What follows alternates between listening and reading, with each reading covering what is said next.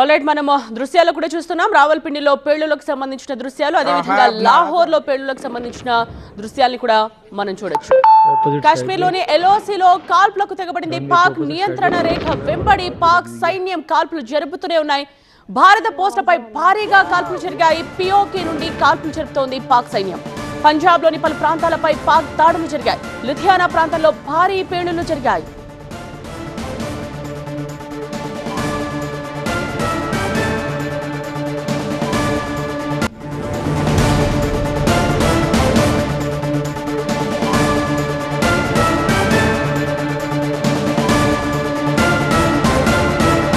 భారత air base ను లక్ష్యంగా చేసుకుంది పాకిస్తాన్. ఎల్ఓసి దాటి వచ్చి భారత భూభాగంపై దాడి చేసేందుకు ప్రయత్నించింది.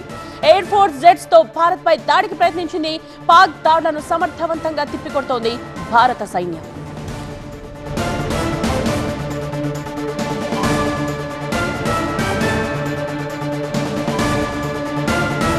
వార్ రూమ్ లో మా సీనియర్ కరెస్పాండెంట్ ప్రభాకర్ సిద్ధంగా ఉన్నారు మరిన్ని డీటెయిల్స్ తో. సో ప్రభాకర్, ఎలా చూడాలి? భారత ఎయిర్ బేస్ లక్ష్యంగా చేసుకున్న పాకిస్తాన్ ఎల్ఓసి దాటి వచ్చి భారత భూభాగంపై దాడి చేసేందుకు ప్రయత్నిస్తోంది. సో అక్కడి దాకా అసలు ఎలా రాగలుగుతోంది? అక్కడి నుంచి దాడి చేసే ధైర్యం ఎలా చేయగలుగుతోంది? రైట్ నౌ సిచ్యువేషన్ ఏంటి? రైట్, ఇప్పుడే పతాహ్ 1, పతాహ్ 2 రెండు బాలిస్టిక్ మిసైల్స్, పాకిస్తాన్ ప్రయోగించిన రెండు బాలిస్టిక్ మిసైల్స్ని కూడా భారత్ ఇంటర్సెప్ట్ చేసింది. ఎయిర్ ఫోర్స్కు చెందిన ఆకాష్, అట్లాగే బరాక్ 8 నేవీకి సంబంధించిన బరాక్ 8తో ఈ రెండింటిని కూడా ఇంటర్సెప్ట్ చేసింది. కొద్దిసేపటి క్రితమే ఇది జరిగింది. మొదటి నుంచి కూడా కవ్వింపు చర్యలకు పాకిస్తాన్ పాల్పడుతుంది. దాదాపు 26 ప్రాంతాల్లో నిన్న డ్రోన్లతో దాడులకు దిగింది. దాని తర్వాత పాకిస్తాన్ పైన ప్రతీకార దాడిగానే భారత్ 4 నగరాలు, పాకిస్తాన్లోని ప్రధానమైన 4 నగరాలు రావల్పిండి, అట్లాగే లాహోర్, ఇస్లామాబాద్, పెషావర్, ఈ 4 నగరాలపైన దాడులు చేసింది. దాంట్లో 3 ఎయిర్ బేస్లు ఉన్నాయి. మురీద్ ఎయిర్ బేస్ ఒకటి, నూర్ఖాన్ ఎయిర్ బేస్ ఒకటి, అట్లాగే రఫాకి ఎయిర్ బేస్ ఒకటి. సో ఈ 3 ఎయిర్ బేస్ల పైన దాడులు చేసింది. దాని తర్వాత మళ్ళీ పాకిస్తాన్ ప్రతీకార దాడులకు దిగింది. ఇంతకుముందు మనం చెప్పుకున్నట్టుగా ఎల్ఓసి వెంబడి కాల్పులు జరుపుతుంది. పిఓకే, పాక్ ఆక్యుపైడ్ కాశ్మీర్ నుంచి మోటార్లతో దాడులకు దిగుతుంది. అట్లాగే బాలిస్టిక్ మిసైల్స్తో భారత్లోకి ప్రవేశించడానికి ప్రయత్నం చేస్తుంది. ఇప్పటికే చాలా ఫైటర్ జెట్స్ భారత వైమానిక స్పేస్లోకి వచ్చాయి, ఎయిర్ స్పేస్లోకి వచ్చాయి. వాటిని తిప్పికొట్టడంలో భారత్ సక్సెస్ అవుతుంది. ఇప్పటికే చాలా ఫైటర్ జెట్స్ని కూడా తిప్పికొట్టింది. దాంతోపాటుగా పంజాబ్ లుధియానాలో కూడా దాడి చేసే ప్రయత్నం చేసింది. జమ్మూలోని ఎయిమ్స్ పక్కనే ఒక డ్రోన్ దాడికి దిగింది. ఎయిమ్స్ పక్కనే డ్రోన్తో దాడికి దిగే ప్రయత్నం చేసింది. సో వీటన్నింటినీ కూడా ఎల్ఓసి పక్కన చాలా పెద్ద ఎత్తున షెల్లింగ్ అయితే నడుస్తుంది. షెల్లింగ్ చేస్తూ ఉన్నారు. ఇప్పటికే పాకిస్తాన్ మొత్తం తన ఎయిర్ స్పేస్ని అంతా క్లోజ్ చేసుకుంది. నోటామ్ కూడా జారీ చేశారు, notice for air traffic mission. So దీనికి సంబంధించిన నోటామ్ కూడా జారీ చేశారు. ఇప్పటికే ఉద్రిక్తతలు ఉన్నాయి. కరాచీ ఎయిర్పోర్ట్ను లాక్డౌన్ చేశారు. కానీ ఇప్పటికీ పాకిస్తాన్ తన వైఖరిని మార్చుకోవట్లేదు అన్నట్టుగానే కనిపిస్తుంది. ఎందుకంటే ఇప్పటికి కూడా భారత వైమానిక దళాలు మా పైన దాడి చేసి వైమానిక స్థావరాలపైన, పాకిస్తాన్ వైమానిక స్థావరాలపైన భారత్ దాడి చేసింది.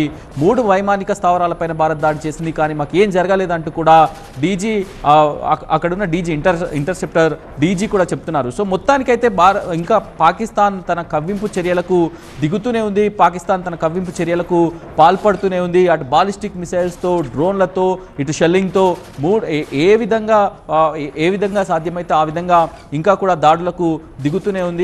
మరికొద్దిసేపట్లో ఆపరేషన్ సింధూర్ పైన రక్షణ శాఖ కూడా ప్రెస్ మీట్ పెట్టబోతుంది. రాత్రంతా జరిగిన దాడులు, ఈ 3 దాడులు కూడా దాదాపు 3 ఎయిర్ బేస్లను లక్ష్యంగా చేసుకున్న దాడులలో కూడా భారత్ సక్సెస్ అయింది. అటు ఇస్లామాబాద్లో, అట్లాగే రావల్పిండిలో, పెషావర్లో, లాహోర్లో జరిగిన దాడుల్లో కూడా భారత్ సక్సెస్ అయింది. సో దానికి రిటాలియేషన్గానే ఇప్పుడు మళ్ళీ కవ్వింపు చర్యలకైతే పాల్పడుతుంది. ఈ సెక్టార్ మొత్తం కూడా, సరిహద్దు సెక్టార్ అంతా కూడా దాడులు చేసే ప్రయత్నం పాకిస్తాన్ చేస్తుంది. భారత వైమానిక స్పేస్లోకి ఎంటర్ అయ్యే ప్రయత్నం అయితే చేస్తుంది. కాకపోతే భారత్ అయితే తిప్పి కొడుతుంది. అటు గుజరాత్ కానీ, జైసల్మీర్ కానీ, లేకపోతే ఇక్కడ జమ్మూకు సంబంధించిన పూంచ్ సెక్టార్ కానీ, మిగతా సెక్టార్స్లలో ఈ సరిహద్దు ప్రాంతాలన్నింటిలో కూడా భారత్ పైన దాడులు చేసే ప్రయత్నం అయితే పాకిస్తాన్ చేస్తుంది. ఇప్పటివరకు అయితే చాలా చోట్ల దాడులు జరుగుతున్నాయి. అయినా కూడా భారత వైమానిక దళంతో పాటుగా సైనిక దళం కూడా దీన్ని ఎదుర్కొంటుంది. ఇక ఇప్పటికే 2 బాలిస్టిక్ మిసైల్స్ను లాంచ్ చేసినప్పటికీ కూడా వాటిని తిప్పికొట్టడంతో మరొక రకంగా ప్రయత్నాలు అయితే చేస్తుంది. మొదటి నుంచి కూడా నిన్న 26 ప్రాంతాల్లో దాడులు జరిపింది పాకిస్తాన్. నిన్న అర్ధరాత్రి షెల్లింగ్ ప్రారంభించింది. దాని తర్వాత డ్రోన్లతో దాడులకు దిగింది. కంప్లీట్గా బ్లాక్అవుట్ ఉన్న నగరాలపైన కూడా డ్రోన్లతో దాడులకు దిగింది, దాడులు చేసింది. సో దానికి ప్రతీకారంగానే ఇవన్నీ కూడా చేసింది. ఇక అమృత్సర్లో ఉదయం 5 గంటలకు వైమానిక హెచ్చరిక సైరన్లు మోగాయి. అమృత్సర్లో కూడా ఎంటర్ అయ్యే ప్రయత్నం చేశారు. దాంతోపాటుగా హర్యానాలోని సీర్సాలో దాడులు చేసే ప్రయత్నం చేశారు. ఒక పౌరుని ఇంటిపైన కూడా డ్రోన్ పడింది. రాకెట్ లాంటి శకలాన్ని గుర్తించింది భారత ఆర్మీ. సో ఇలా ప్రతి చోట దాడులను చేస్తూనే ఉంది. అటు ఎయిర్ స్పేస్ మూసివేసుకున్నప్పటికీ కూడా అంత భయంలో ఉన్న పాకిస్తాన్ మళ్ళీ భారత స్పేస్లోకి ఎంటర్ అయ్యే ప్రయత్నం చేస్తుంది. కవ్వింపు చర్యలకు దిగుతుంది. నిన్నంతా కూడా చూసాం. ఇంతకుముందు మనం చెప్పుకున్నట్లుగా నిన్న టర్కీ డ్రోన్లతో దాడులు చేసే ప్రయత్నం చేసింది. ఈరోజు ఏకంగా బాలిస్టిక్ మిసైల్స్తో దాడులు చేసే ప్రయత్నం చేస్తుంది. చాలా టార్గెట్గా దాడులు చేసే ప్రయత్నం అయితే చేస్తుంది. కవ్వింపు చర్యలకు దిగుతుంది పాకిస్తాన్ అనేది అయితే చాలా స్పష్టంగా అర్థమవుతుంది. సో ఏ రకంగా దాడులు చేశారు? నిన్నటి వరకు కేవలం ఉగ్ర స్థావరాలపైన దాడులు ప్రారంభమయ్యాయి. కేవలం ఉగ్ర స్థావరాలు మాత్రమే లక్ష్యంగా చేసుకొని భారత దాడులు ఉన్నాయి. ఉగ్రవాదాన్ని, యాంటీ టెర్రరిజంని తీసుకొని మాత్రమే దాడులు చేశారు. దాని తర్వాత ఆర్మీ బేస్డ్గానే ఈరోజు దాడులు జరిగాయి. ఇక్కడ కూడా సివిలియన్స్కు ఎఫెక్ట్ అయ్యేలాగా ఏ క్యాజువాలిటీ లేకుండా సివిలియన్స్ ఇక్కడ కూడా ఇబ్బంది పడకుండా, ఇక్కడ కూడా గాయపడకుండా దాడులు చేస్తుంది. కేవలం పౌరులు కాదు లక్ష్యం మాకు. సరిహద్దుల్లో కంటిన్యూస్ గా కాల్పులకు తెగబడుతూనే ఉంది. ఆ విషయం తెలిసింది. అయితే చీకటి పడగానే పెద్ద పెద్ద మిసైల్స్ అలాగే డ్రోన్స్ తో పాకిస్తాన్ ఇలా అటాక్ దిగుతోంది. సరిహద్దు ప్రజలని టార్గెట్ చేస్తూ, కానీ ఎక్కడ పడితే అక్కడ అది అటాక్ దిగుతోంది. అయితే డే టైంలో కూడా అటాక్ దిగే ఛాన్సెస్ ఎంతవరకు ఉన్నా? రైట్, ఇప్పుడు ఉదయం పూట జరిగిన దాడులనే మనం ఎగ్జాంపుల్గా చెప్పుకోవచ్చు. మీరు చెప్పినట్టుగా డే టైంలో దాడులకు దిగడానికి ఇప్పటి వరకు నిన్న మొన్నటి వరకు మనం చూసాం కేవలం అర్ధరాత్రి తర్వాత తెల్లవారుజామున దాడులను ఆపేశాయి. కాకపోతే ఈరోజు మాత్రం ఇప్పుడు దానికి సంబంధించిన మిసైల్స్ బాలిస్టిక్ మిసైల్స్ ఏవైతే ఉన్నాయో తెల్లవారుజామున ఇందాక దాన్ని లాంచ్ చేసింది పాకిస్తాన్. సో ఇంకా కూడా షెల్లింగ్ నడుస్తూనే ఉంది. ఎల్ఓసిలో షెల్లింగ్ నడుస్తుంది. పీఓకే పాక్ ఆక్యుపైడ్ కాశ్మీర్ నుంచి మోటార్లతో దాడులకు దిగుతుంది. దాంతోపాటుగా ఇప్పటికే 26 ప్రాంతాల్లో దాడులు చేస్తూనే ఉంది. ఇంకా కూడా డ్రోన్ దాడులు కంటిన్యూ అవుతూనే ఉన్నాయి.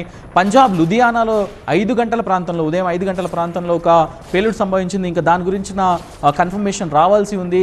చాలా చోట్ల ఈవెన్ ఢిల్లీకి సంబంధించిన స్పేస్లో కూడా, ఢిల్లీకి సంబంధించిన ఎయిర్ స్పేస్లో కూడా పాకిస్తాన్కి సంబంధించిన ఫైటర్ జెట్స్ డ్రోన్స్ ఎగిరినట్టుగా భారత సైన్యం అనుమానిస్తుంది. దానిపైన కూడా ఇంకా క్లారిటీ రావాల్సి ఉంది. సో మొత్తానికైతే చాలా ప్రతీకారంగా పాకిస్తాన్ భారత్ పైకి వస్తున్నట్లుగా కనిపిస్తుంది. అటు ఫైటర్ జెట్లు, బాలిస్టిక్ మిషన్స్, డ్రోన్స్, ఇట్లా ప్రతి అస్త్రాన్ని కూడా వినియోగించే ప్రయత్నం చేస్తుంది. భారత్ పైన తన ప్రతీకారాన్ని తీసుకోవడానికి అదే కవ్వింపు చర్యలు, అదే ధోరణితో ముందుకు వస్తుంది. ఇప్పటికే పాకిస్తాన్కు సంబంధించిన డీజీ చెప్తున్నారు, భారత్ మా పైన దాడి చేసింది అని చెప్తూనే మేము మళ్ళీ దాన్ని రిటాలియేట్ చేస్తామని కూడా చెప్తున్నారు. చాలా ప్రాంతాలు, కాశ్మీర్లోని అవంతిపురాలో సైనిక శిబిరాన్ని లక్ష్యంగా చేసుకొని దాడి చేసింది. మీరు చెప్పినట్టుగా ఇది రాత్రిపూట జరిగిన దాడి కాదు, ఇది ఎర్లీ మార్నింగ్ అంటే ఉదయం తెల్లవారు జామున జరిగిన దాడి. అట్లాగే షోఫియాపూర్, గుర్దాస్పూర్, టోర్నాల్ ఈ 3 దాడులు కూడా ఇప్పుడు జరిగినాయి. అట్లాగే సాంబా సెక్టార్లో కూడా ఇప్పటికీ దాడులకు పాల్పడుతుంది. సో మొత్తం ఎక్కడ పడితే అక్కడ విచక్షణ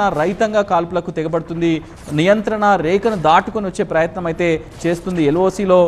ఎల్ఓసి దాటి వచ్చే ప్రయత్నం అయితే చేస్తుంది. ఫైటర్ జెట్స్ కూడా నిన్న చూసాం 3 వైమానిక ఫైటర్ జెట్స్ F-16తో పాటుగా ఒక J-17 కూడా కూల్చివేశారని భారత వైమానిక దళం కూల్చివేసినట్టుగా మనం చెప్పుకున్నాం. సో ఇప్పుడు కూడా మళ్ళీ దాని తర్వాత కూడా మళ్ళీ దాడులకైతే ప్రయత్నం చేస్తుంది. ఎయిర్ స్పేస్లోకి ఎంటర్ అయ్యే ప్రయత్నం చేస్తుంది. కాకపోతే భారత సైన్యం కూడా దాన్ని తిప్పికొడుతుంది. ప్రతి చోట కూడా ప్రతి ఎయిర్ బేస్ని కూడా కాపాడుకునే ప్రయత్నం చేస్తుంది. చాలా పెద్ద నష్టం ఇప్పటికే పాకిస్తాన్కు జరిగింది. ఆర్థికంగా కానీ, వైమానిక పరంగా కానీ, మిగతా అన్ని అంశాల్లో చాలా పెద్ద ఎత్తున నష్టం జరిగింది. అయినా కూడా కేవలం ప్రతీకారేచ్చే లక్ష్యంగా భారత్ పైకి దూసుకొస్తుంది. భారత్ ఎన్నిసార్లు సమాధానం చెప్పినా కూడా మళ్ళీ అదే ధోరణిని అవలంబిస్తుంది. ఇప్పటికే 4 ప్రధాన నగరాలు కేవలం భారత్ తన సరిహద్దుల్లోకి రాకుండా నియంత్రిస్తుంటే, పాకిస్తాన్ రాకుండా నియంత్రిస్తుంటే భారత్ మాత్రం ఇప్పటి వరకు మ్యాక్సిమం 100 కిలోమీటర్స్ దూరంలోనే దాడి చేసింది మన ఉగ్రవాద స్థావరాలపైన. కానీ ఈరోజు ఏకంగా పాకిస్తాన్ క్యాపిటల్ సిటీ అయిన ఇస్లామాబాద్లో దాడి చేయగలిగింది, పెషావర్లో దాడి చేయగలిగింది, రావల్పిండిలో దాడి చేయగలిగింది, అట్లాగే లాహోర్లో దాడి చేయగలిగింది, ఆఫ్ఘన్ సరిహద్దుల్లో కూడా దాడి చేయగలిగింది, 3 ఎయిర్ బేస్లను ధ్వంసం చేయగలిగింది. సో